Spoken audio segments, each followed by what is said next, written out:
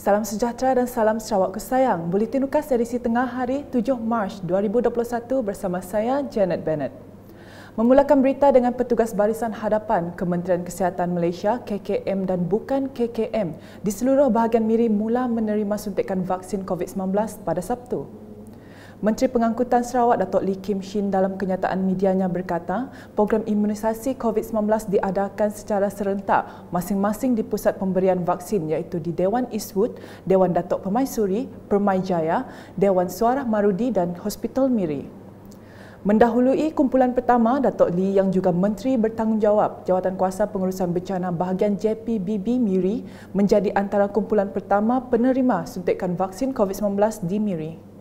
Beliau menerima suntikan vaksin COVID-19 Pfizer-BioNTech pada jam 3 petang di Dewan Eastwood. Turut menerima suntikan vaksin COVID-19 di Dewan Eastwood adalah seperti tertera.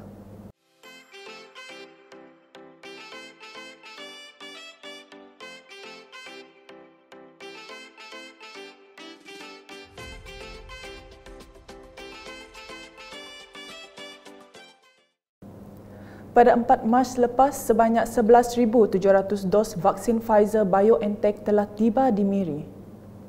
Manakala di Sadong Jaya, Menteri Pelancongan Seni dan Budaya merangkap Ahli Parlimen Batang Sadong, Datuk Seri Nancy Sukri dan Adun Sadong Jaya, Aidil Lariwo menerima suntikan dos pertama vaksin COVID-19 di Klinik Kesihatan Sadong Jaya pada Sabtu. Menurut Datuk Seri Nancy, program imunisasi vaksin COVID-19 dilakukan di seluruh dunia di mana Malaysia juga terlibat di dalam pemberian vaksin kepada semua rakyat. Sementara itu, Aidil menyarankan rakyat Sarawak khususnya di kawasan Sadong Jaya segera mendaftar untuk menerima suntikan vaksin COVID-19 di aplikasi MySejahtera. Jadi jangan was-was dengan vaksin itu. Kerana vaksin itu macam injection vaksin yang lain sebelum itu, macam cacar, macam apa lagi yang kita pernah lalui waktu kecil-kecil dulu, vaksin rabies. Ini sama aja. In fact, vaksin itu bila di-inject tadi, saya dah rasa sakit, nyaman aja. Selamat, yang jangan was-waslah dengan vaksin COVID-19. Bagi pakar kesihatan keluarga Dr. Liu Liu Chun, beliau juga menyeru penduduk di daerah Sadong Jaya agar segera mendaftar untuk menerima suntikan vaksin COVID-19 kerana ia merupakan alternatif terbaik bagi memutuskan rantaian wabak berkenaan. Dengan ini saya mengambil kesempatan ini untuk menyuruh masyarakat tempat untuk mendaftar diri untuk menerima vaksin. Sebab dalam lapisan masyarakat yang menerima vaksin COVID ini adalah tinggi, kita dapat melindung wabak COVID-19 ini. Jadi jangan ragu-ragu. Masih lagi perkembangan sama, orang ramai khususnya masyarakat di kawasan Kakus diminta untuk tidak mempercayai maklumat tidak benar berkaitan kesan sampingan vaksin COVID-19 yang tular di media sosial.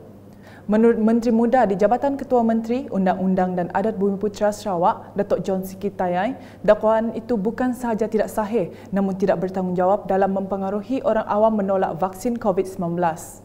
Baru dah ada vaksin tadi, jadi kami sudah nganti kurang lebih setengah jam sudah ada vaksin. Jalan lebuh maya ke ada vaksin tu tadi, nada apa nama, nada pedis, nada nama.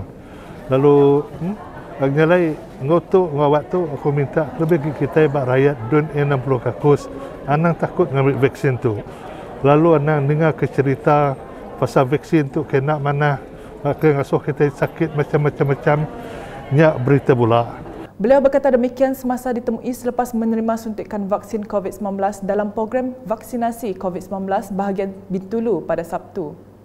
Tambah Datuk John Siki yang juga Adun Kakus, program vaksinasi COVID-19 akan diadakan di Dewan Sukan Tatau untuk orang awam selepas mendapat temu janji dari pihak Klinik Kesihatan Tatau. Yalah yang aku minta bala kita di Tatau nurun ngegai Dewan Sukan di Tatau lalu menerima vaksin tu. Lepas tu oleh jaga pengerai, diri empu jaga pengerai, diri sebilik jaga pengerai, orang kedek sayau kita jaga pengerai, semua rakyat ada benua kita. Seterusnya di Semunjan dengan Menteri Muda Pembangunan Perdagangan Antarabangsa dan Industri, Terminal Perindustrian dan Pembangunan Usahawan Sarawak, Datuk Muhammad Noraden Majais menjelaskan vaksin COVID-19 keluaran Pfizer-BioNTech merupakan vaksin yang selamat. Jelas beliau, rakyat tidak perlu percaya dengan pandangan negatif daripada pihak yang tidak bertanggungjawab yang cuba menakutkan orang awam daripada mengambil suntikan vaksin itu. Bagi saya, apa yang diwar oleh orang yang tidak bertanggungjawab melalui viral media massa yang menyatakan akibat vaksin ini tidak baik, akan mengubahkan sikap kita, itu tidak benar belaka. Bagi saya,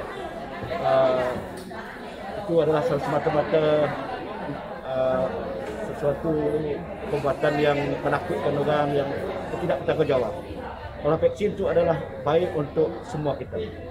Ya, baik untuk semua kita, untuk menjaga diri kita sendiri, untuk menjaga keluarga kita dan orang lain.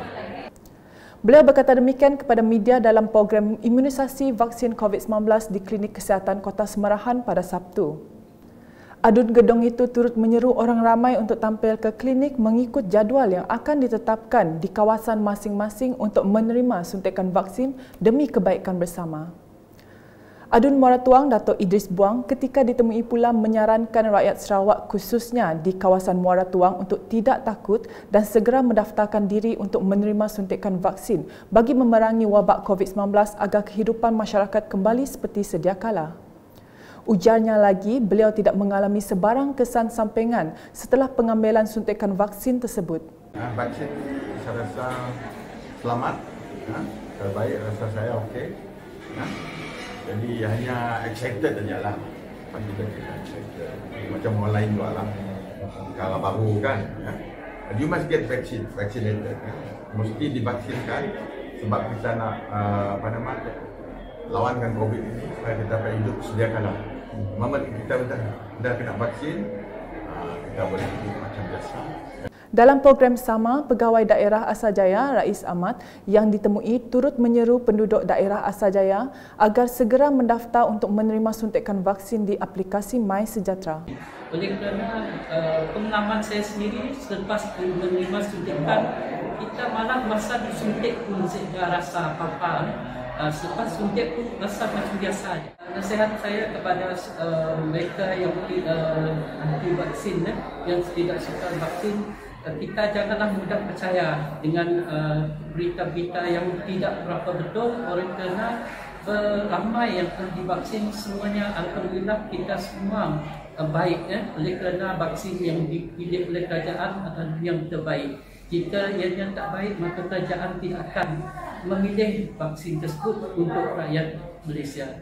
Laporan seterusnya, Menteri Muda Utiliti Elektrik Luar Bandar merangkap Adun Belaga, Datuk Liwan Lagang, turun padang menyertai kerja-kerja merintis jalan alternatif dari Simpang Umasihan menuju ke Jalan Data Kakus. Survei itu dibuat untuk menyediakan satu kertas kerja berkaitan dengan cadangan pembinaan jalan alternatif baru bagi menghubungkan Kampung Data Kakus dengan Pekan Belaga tanpa melalui jalan ladang kelapa sawit Tajang Holding yang agak jauh.